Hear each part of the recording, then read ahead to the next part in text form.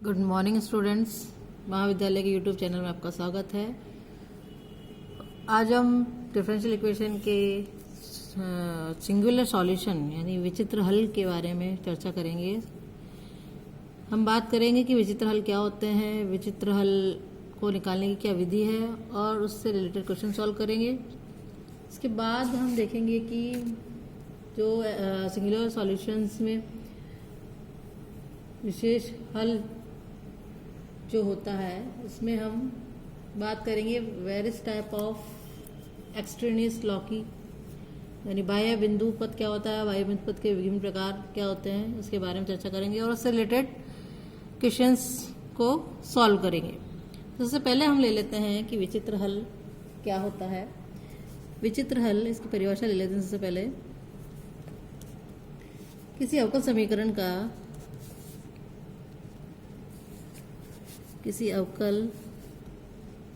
समीकरण का वह हल जो उसके व्यापक हल में स्वेच्छ अचर को विशिष्ट मान देने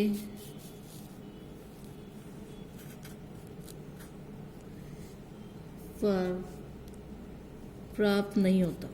हमने देखा था अभी डिफरेंशियल इक्वेशन सॉल्व की थी जब, कि जो कुछ इक्वेशन सॉल्व हो रही थी और कुछ के हमारे विचित्र हल प्राप्त हो रहे थे, तो उन विचित्र हल से हम कैसे डिफरेंशियल इक्वेशन को सॉल्व करेंगे, तो वो इसमें देखेंगे हम कि किसी अवकल समीकरण का वह हल जो उसके व्यापक हल में स्वेच्छ अचर को विशिष्ट मान देने पर प्राप्त नहीं होता है, उसको अवकल समीकरण का विचित्र हल कहते हैं।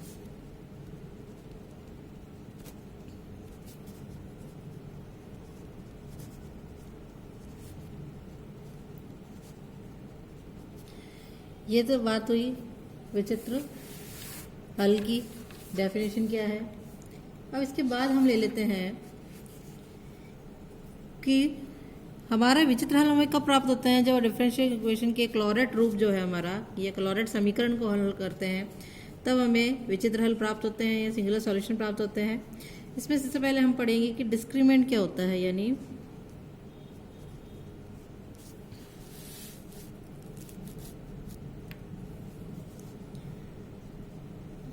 डिस्क्रिमिनेंट क्या होता है, विविक्तकर, जिसे हम हिंदी में बोलते हैं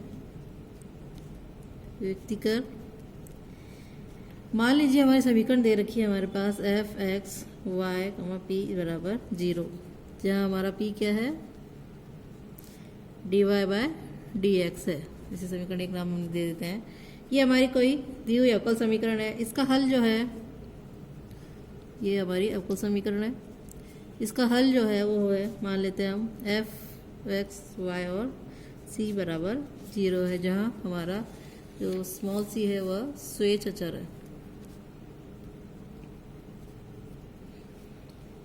अब सबसे पहले हम पढ़ेंगे पी डिस्क्रिमेंट, पी विविक्तिकर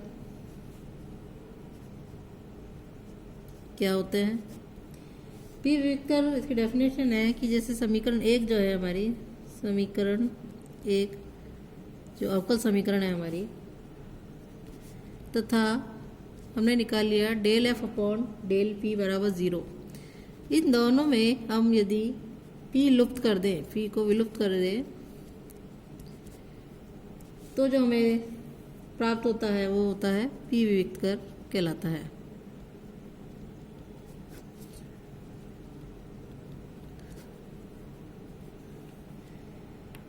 और परिभाषा से स्पष्ट है कि पी विविक्तकर संबंध एक बिंदु पर प्रदर्शित करता है हमारा, जिसके प्रत्येक बिंदु के लिए एक पर पी के मान समान है।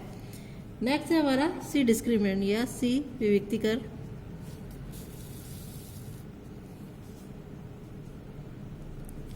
सी विविक्तिकर क्या होता है, हमारा समीकरण 2 जो हमारा सॉल्यूशन है, अवकल समीकरण का हल,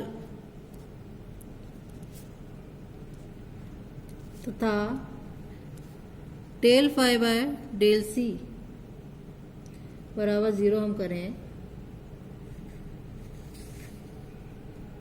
फाई ले लिया या कैपिटल एफ जो ले लिया हमने, इसका जो सॉल्यूशन माना है, ये स्मॉल एफ है और ये कैपिटल एफ बराबर 0 में सी को लुप्त करने पर हमारे पास सी विविक्त कर या सी डिस्क्रिमिनेंट प्राप्त होता है। और इसकी परिभाषा से स्पष्ट है कि जो सी विविक्त कर संबंध है वो भी एक बिंदु पर प्रदर्शित करता है जिसके प्रत्येक बिंदु के लिए 2 पर सी के मान समान होते हैं। अब यदि आपका समीकरण हमारी, मान लीजिए हमारी जो आपका समीकरण है वो है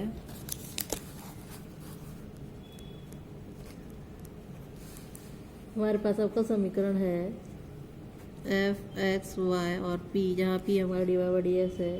इसका व्यापक हल है कैपिटल एफ एक्स वाई और सी बराबर 0 तथा विचित्र हल जो है, इसका विचित्र हल हमने ले लिया, हम मान लेते हैं ई एनवलप में है, इसलिए ई एक्स कोमा वाई बराबर 0 है। तो हमारे पास जो ई एक्स वाई और पी बराबर 0 हो, दोनों ही विविक्त का गुणनखंड होते हैं। इसे हम एक एग्जाम्पल के तौर पर मान लेते हैं, एग्जाम्पल से क्लियर समझ लेते हैं कि हमारी कोई अवकल समीकरण है, वो है y is to P X plus A upon P. ये हमारी कोई अवकल समीकरण है जो कि हमारी क्लोरेट रूप की है, क्लोरेट रूप का समीकरण है ये। इसका जो सामान्य हल है वो है हमारे पास y is to M X plus A upon M, जहाँ m एक स्वेच्छ चर है। ऑलराइट, इसे हम समीकरण 2 नाम दे देते हैं। और समीकरण 2 स्पर्श रेखा के कुल को प्रदर्शित करती है। हम जानते हैं जो हमारा ये समीकरण 2 है वो स्पर्श रेखा की समीकरण रूप की है, जिसके m के भिन्न भिन्न मान देने पर हमें भिन्न भिन्न वैल्यूज या भिन्न भिन्न सॉल्यूशन प्राप्त होते हैं जो सभी समीकरण 1 को संतुष्ट करेंगे। तथा जो हमारा है परवलय वाई स्क्वायर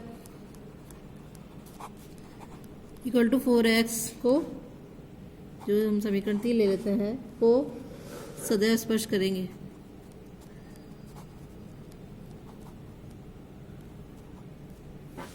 ठीक है, तो द्विविध निर्देशांक ज्यामिति से परवलय जो 3 है हमारे, किसी बिंदु P x y पर कोई स्पर्श रेखा है और स्पर्श रेखा क्या है, y is equal to M X plus A upon M, परवलय Y square equal to 4ax पर स्पर्श रेखा ये है। और बिंदु P पर स्पर्श रेखा तो परवलय एक ही दिशा में है, अतः बिंदु P पर 2 तथा 3 के दोनों पर ही D Y by D X तथा एक्स वाई के जो मान है वो समान है, एक्स वाई समान है। चूंकि परवलय P पर कोई बिंदु है अतः परवलय का समीकरण जो y square equal to 4x है, समीकरण 1 का हल होना चाहिए, जो कि सामान्य हल 2 में निहित नहीं है। इट मीन्स यहाँ से हमारे y इक्वल टू 4x है, लेकिन ये वाली जो समीकरण है y equal to M X plus A upon M, इसमें निहित नहीं है, अतः एनवलप जो है हमारा y square equal to 4x समीकरण 1 का विचित्र हल है। अब हम पढ़ेंगे बाह्य बिंदु पद क्या होता है।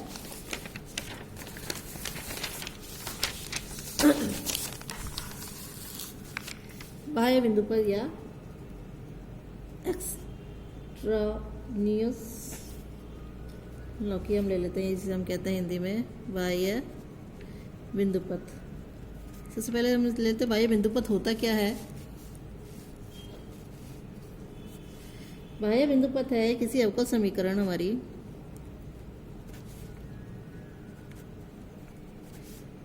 एफ एक्स कमा वाई बराबर 0 का विचित्र हल, जो कि अनुरूप रूप में है हमारा ई एक्स कमा वाई बराबर 0, उसके पी तथा सी दोनों ही विविक्तिकर में गुणनखंड ई एक्स कमा वाई के रूप में विद्यमान रहता है। इन विविक्त करों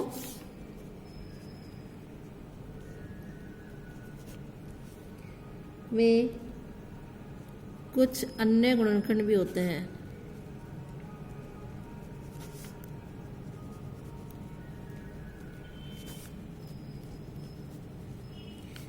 जो व्यापक हल से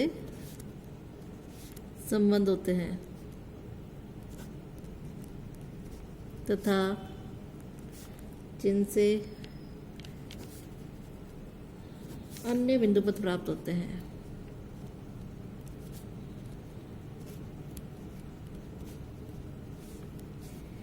चूंकि इस एनवेलप के समीकरण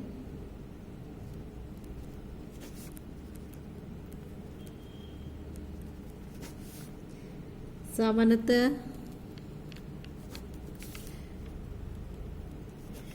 व्यापक हल को संतुष्ट नहीं करते हैं,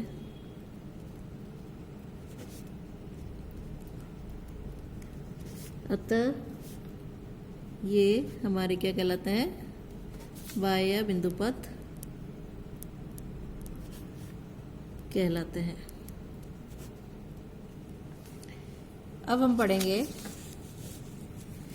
इट मीन्स जो हमारे जो डिफरेंशियल इक्वेशन है F X Y equal to 0 रूप की जो है, इसका विचित्र हल जो ई एक्स वाई बराबर 0 से पी तथा सी दोनों विविक्त गुणनखंडों के रूप में होते हैं। और ये गुणनखंड, इन विविक्त करों में कुछ अन्य गुणनखंड भी होते हैं जो व्यापक हल से संबंध होते हैं, जिससे अन्य बिंदु पद प्राप्त होते हैं।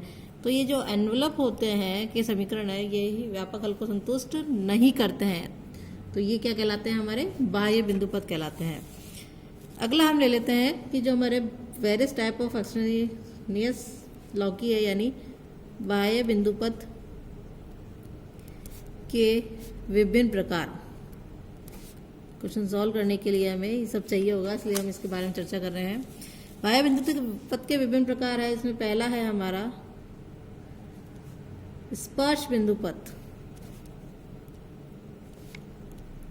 इंग्लिश में कहेंगे टैक लोकस। दूसरा है हमारा नोड और नोडल लोकस, हिंदी में है नोड पाथ या पाथ बिंदु पथ। और सी है कस्प और कस्पिडल लोकस, यानी व्याघ्र बिंदु पथ। इस तीन के बारे में हम चर्चा करेंगे। सबसे पहले हम ले लेते हैं स्पर्श बिंदु पथ क्या होता है। स्पर्श बिंदु पथ मान लीजिए, माना पी विविक्तिकर जो है संबंध में, विविक्तिकर संबंध में एक बिंदु P है, तो परिभाषा अनुसार हमारे पास क्या हो जाएगा, P पर स्मॉल p के दो मान समान है।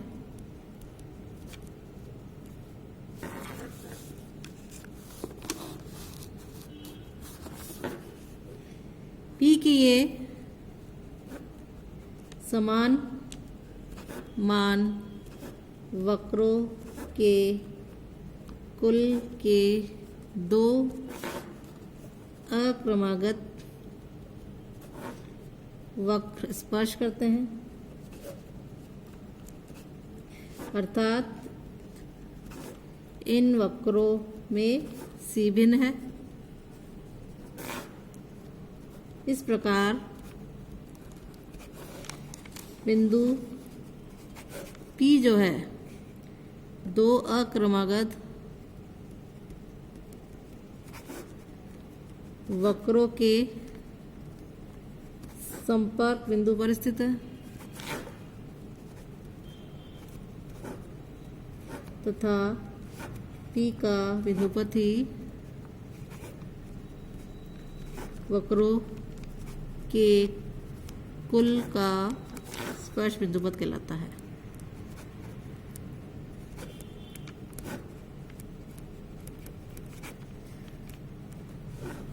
इट मीन्स यदि हमारे पास टी एक्स वाई बराबर 0 स्पर्श बिंदु पथ का समीकरण है तो P विविक्तिकर का गुणनखंड होना चाहिए और तथा C विविक्तिकर में विद्यमान नहीं होगा क्योंकि स्पर्श करने वाले वक्रों में C के मान भिन्न भिन्न होंगे। तो टी एक्स वाई बराबर 0 स्पर्श बिंदु पथ का समीकरण है तो यह हमारे पास P विविक्तिकर का गुणनखंड होना चाहिए।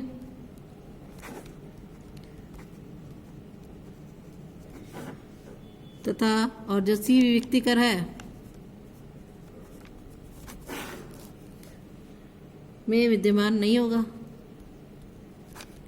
P में विद्यमान होगा, P विविक्तिकर में विद्यमान होगा, C विविक्तिकर में विद्यमान नहीं होगा क्योंकि स्पर्श करने वाले वक्रों में C के भिन्न भिन्न मान होंगे। इसके लिए एग्जाम्पल के तौर पर हम समझ लेते हैं कि एक सरल रेखा के पर स्थित केंद्र वाले समान त्रिज्या के वृत्त निकाय लें। हम इस प्रकार से कुछ लें, समान त्रिज्या के हमने वृत्तों का निकाय ले लिया।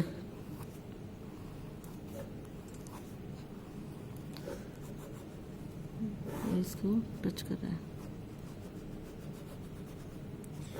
ये टी है हमारे पास, ये टी डैश है मान लीजिए और यहाँ इसका ये सेंटर है पी हमने मान लिया और यहाँ ये इसको टच कर रहा है।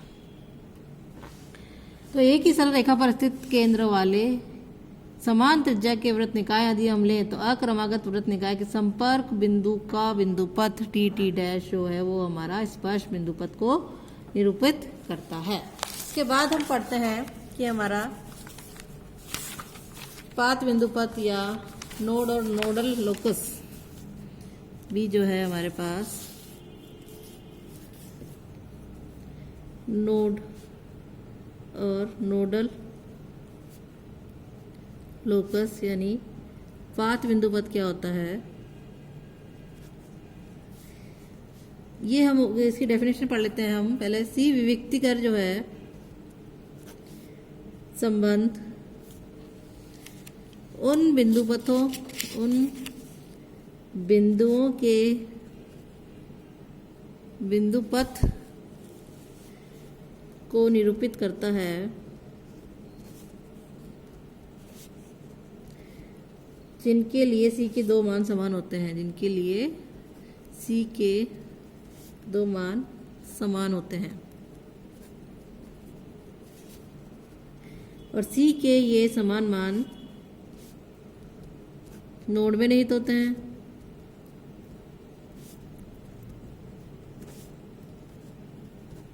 जो कि क्रमागत वक्रों के प्रतिच्छेद बिंदु भी होते हैं।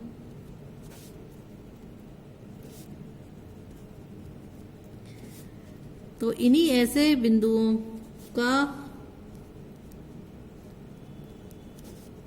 बिंदु पथ ही पात बिंदु पथ कहलाता है।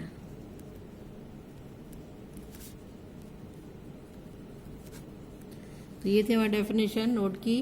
किसी विविक्तिकर संबंध उन बिंदुओं के बिंदु पथ को निरूपित करता है जिनके लिए C के दो मान समान होते हैं और C के समान मान नोड में निहित होते हैं जो कि क्रमागत वक्रों के प्रतिच्छेद बिंदु भी होते हैं और ऐसे बिंदुओं का जो बिंदु पथ है वही पात बिंदु पथ कहलाता है। पात बिंदु पथ P नोड से गुजरने वाले वक्र P से भिन्न होता है। यदि और हम ले लेते हैं आगे कि जो पात बिंदु पथ होता है का P नोड से गुजरने वाले वक्र के P से भिन्न होता है यदि हमारे पास n x y = 0 पात बिंदु पथ का समीकरण है।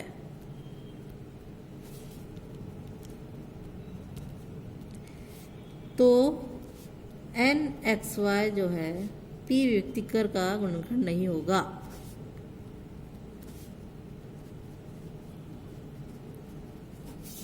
नहीं होता तथा C विविक्तिकर में विद्यमान होता है।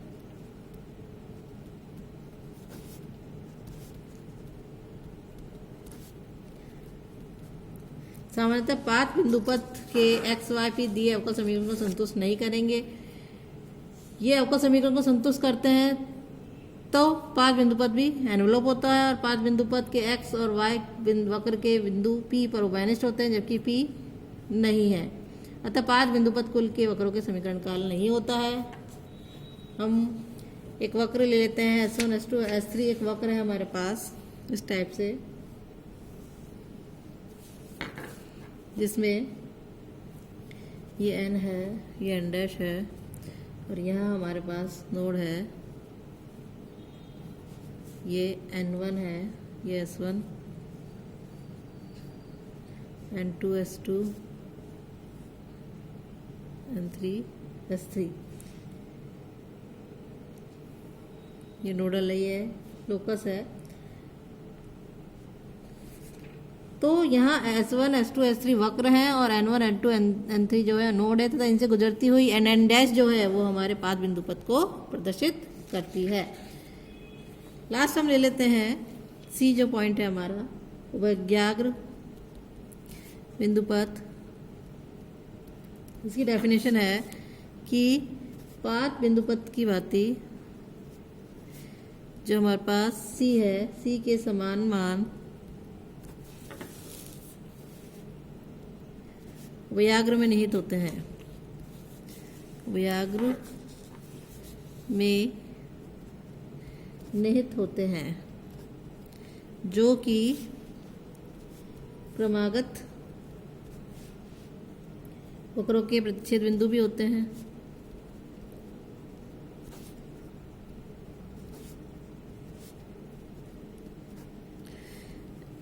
ऐसे बिंदुओं का बिंदुपथ ही ऐसे बिंदुओं का बिंदुपथ ही उभयग्र बिंदुपथ कहलाता है।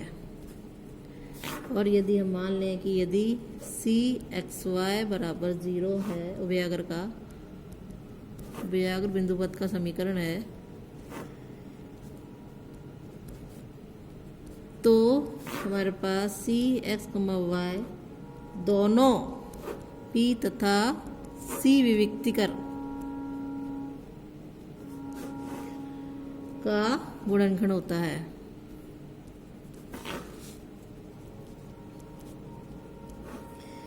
सामान्यतः यह अवकल समीकरण को संतुष्ट नहीं करते हैं, केवल कुछ ही स्थितियों में अवकल समीकरण को संतुष्ट करते हैं, तो उभयग्र बिंदुपथ अनुलोम भी होता है। अब इसके लिए हम मान लेते हैं, जैसे हमारे पास डायग्राम से समझ लेते हैं हम। हमारे पास C और ये C डैश है, S1 C1 S2 C2 S3 C3। तो यहाँ हमारे पास S1 S2 S3 वक्र हैं और C1 C2 C3 उभयग्र हैं तथा इनसे गुजरती हुई लाइन जो C डैश है वो उभयग्र बिंदुपथ को प्रदर्शित करती है। यदि हमारी कुल फैमिली यदि फाई एक्स वाई C बराबर 0 के वक्र सरल रेखाएं हों तो स्पर्श बिंदुपथ, पास बिंदुपथ और उभयग्र बिंदुपथ नहीं हो सकता है। ये हमारे इम्पोर्टेंट नोट है। अब अगला हम देख लेते हैं कि हमारे इसके जो क्वेश्चन होंगे उसको हम कैसे सॉल्व करेंगे।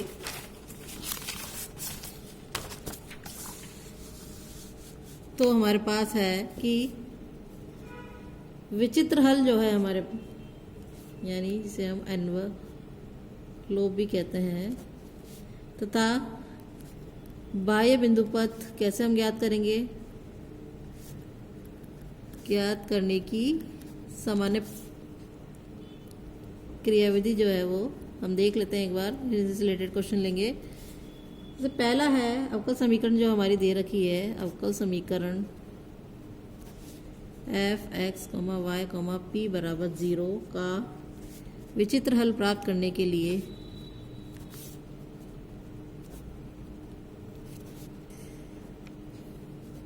सबसे पहले है इसका व्यापक हल जो है हमारे पास एफ एक्स वाई सी बराबर 0 ज्ञात करेंगे। दूसरा है पी विविक्तिकर ज्ञात करेंगे। पी व्यक्तिकर कैसे ज्ञात करेंगे हम कि जो हमारा समीकरण है आपका समीकरण और उसका del F upon del P बराबर 0 हम लें तो इन दोनों समीकरणों में हम पी को विलुप्त कर दें तो हमारा पी व्यक्तिकर ज्ञात हो जाएगा। और तीसरा है हम सी व्यक्तिकर ज्ञात करेंगे। सी व्यक्तिकर कैसे ज्ञात करेंगे, जो हमारा समीकरण अवकल समीकरण का हल है capital F X Y comma C बराबर 0 तथा हम निकालें del F upon del C बराबर 0 निकालें तो इसमें हम सी को विलुप्त कर दें तो हमारे पास सी व्यक्तिकर प्राप्त हो जाएगा। तो इस प्रकार हम पहले समीकरण का व्यापक हल निकालेंगे, फिर पी व्यक्तिकर निकालेंगे और फिर सी व्यक्तिकर निकालेंगे। यदि हमारे पास ई बराबर एनवलोप, यदि हम इसको डिनोट करें ई को एनवलोप से, टी को स्पर्श बिंदु पथ और एन हो जाएगा नोड या पाथ बिंदु पथ, पाथ बिंदु पथ कहने से,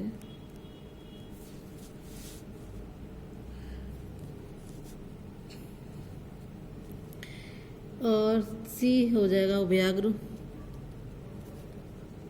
कस्प। तो पी व्यक्तिकर को 0 के बराबर रखने पर हमारे पास पी डिस्क्रीमेंट जो है, इसे हम डिस्क्रीमेंट ई टी स्क्वायर सी और सी व्यक्तिकर जो है वो हो जाएगा हमारा को 0 के बराबर रखें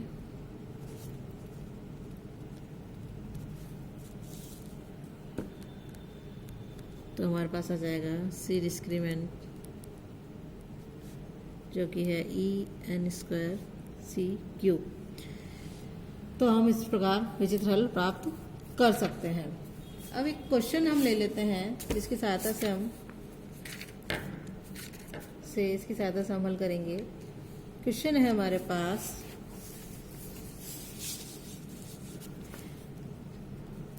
निम्न समीकरण का व्यापक हल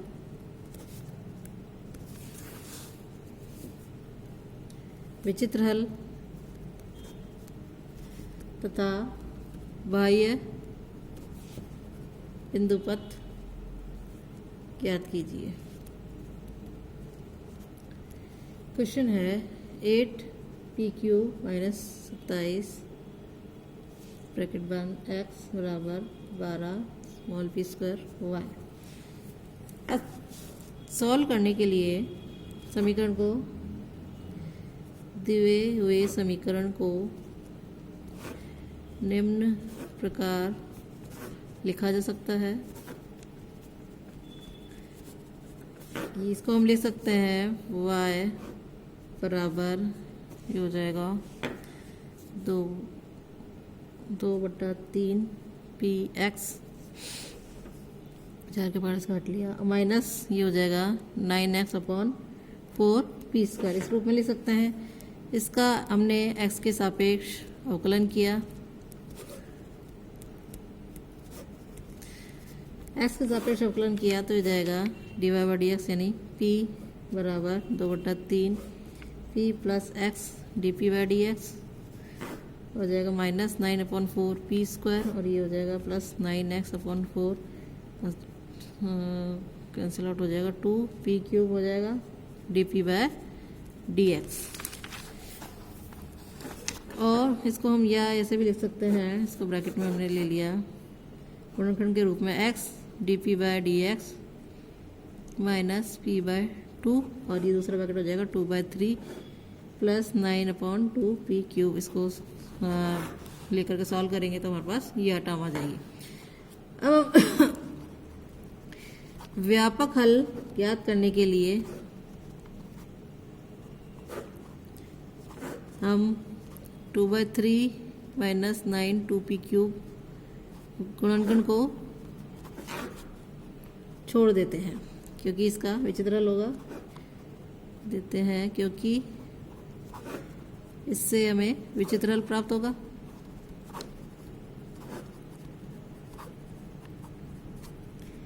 हम लेते हैं X D P by D X minus P by 2 बराबर 0, या इससे हम लिखे 2 D P upon P equals to D X upon X, और इसको हम इंटीग्रेशन कर लिया बाय इंटीग्रेशन,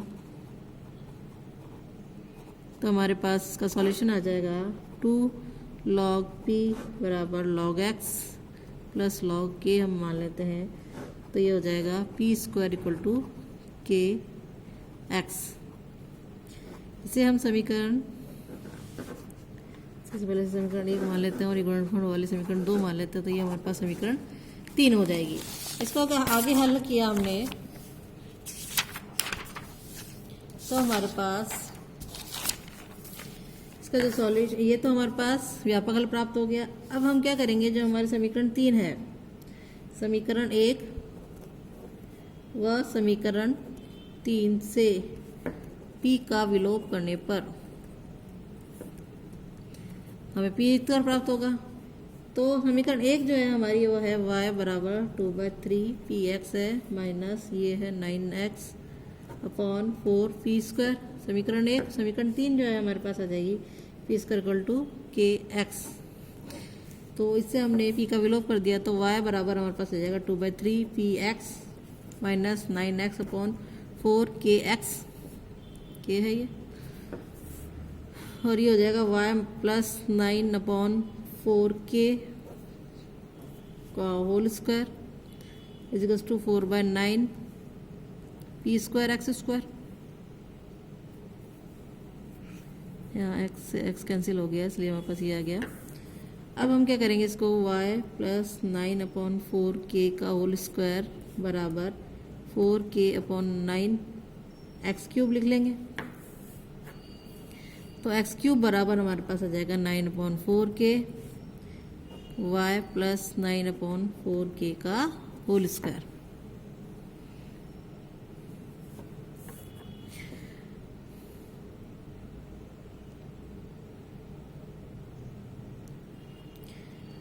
और इसे और सिंप्लीफाई कर लिया हमने, तो हमारे पास आ जाएगा एक्स क्यूब बराबर सी वाई प्लस सी का होल स्क्वायर, जहाँ हमारे पास c बराबर है 9 अपॉन 4 के। इसे समीकरण हम 4 नाम दे देते हैं, जो कि समीकरण का व्यापक हल है।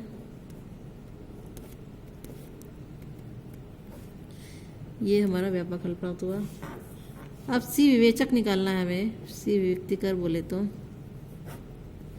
c विवेक्तिकर है समीकरण 4 का c के सापेक्ष आंशिक अवकलन किया। इसके व्यापक हल का हम करेंगे, तो ये जाएगा y प्लस सी का whole square plus 2c y plus C बराबर 0, c के रेस्पेक्ट में किया इसका, और ये हो जाएगा y प्लस सी ब्रैकेट हमने कॉमन निकाल लिया, तो ये जाएगा y प्लस 3c बराबर 0। इसी समीकरण हम 5 नाम दे देते हैं। अब समीकरण 4 व समीकरण 5 से c का विलोप करने पर ये हो जाएगा हमारे पर c विवेक्तिकर प्राप्त होगा। तो ये हो जाएगा हमारे पास X cube 4y cube plus 27 X cube बराबर 0, जिसे हम समीकरण 6 नाम दे देते हैं। अब p विवेक्तिकर निकाला हमने, वो हमें प्राप्त होगा समीकरण 1 का p के सापेक्ष अवकलन किया हमने,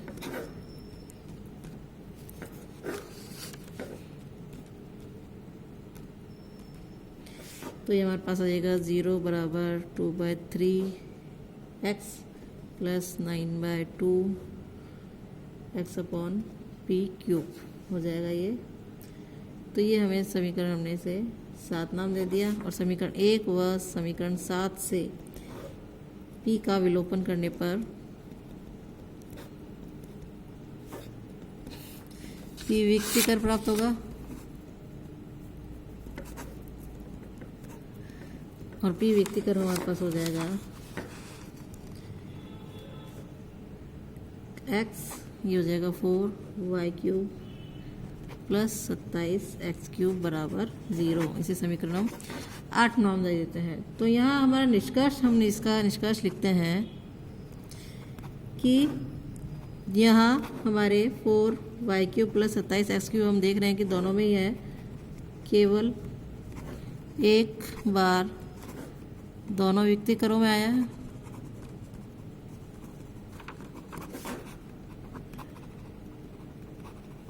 तथा ये दिए हुए समीकरण को संतुष्ट करता है।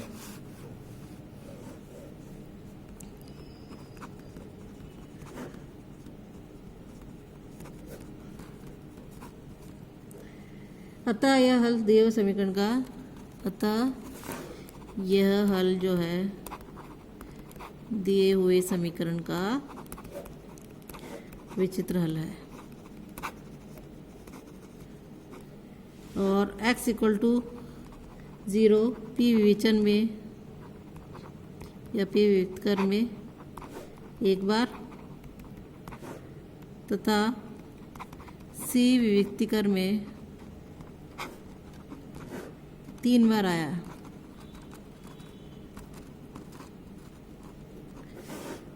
यह दिए हुए समीकरण को संतुष्ट नहीं करता है, इसलिए यह हल जो है हमारा उभयाग्र है, उभयाग्र पथ है। तो ये इस प्रकार हमें क्वेश्चन सॉल्व करने हैं। धन्यवाद।